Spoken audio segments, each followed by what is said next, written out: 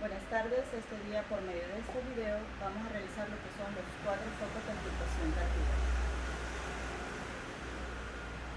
Entonces, la auscultación cardíaca lo que busca es detectar con el estetoscopio unos sonidos y vibraciones que producen el corazón durante su funcionamiento para detectar si hay algún tipo de alteración o algún tipo de patología.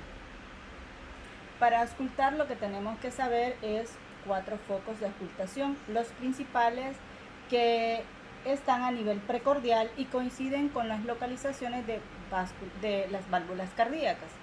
El primero, que es el aórtico, que lo vamos a señalar acá, que sería acá.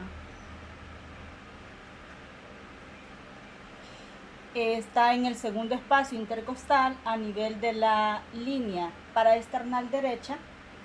El segundo, que está en el espacio intercostal, igual,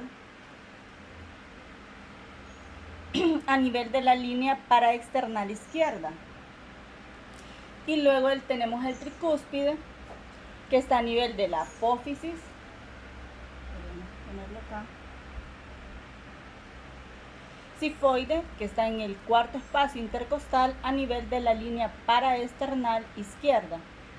Y luego tenemos el cuarto, que sería el mitral, que está a nivel de la línea clavicular izquierda.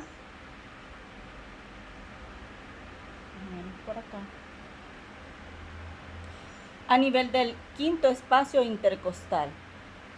Y tenemos un quinto foco accesorio aórtico que se le llama el de Earp, que está en el tercer espacio intercostal.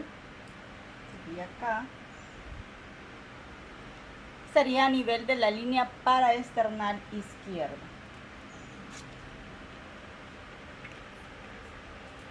Estamos en el aórtico, estamos en el pulmonar, estamos en el tricúspide, estamos en el mitral y estamos en el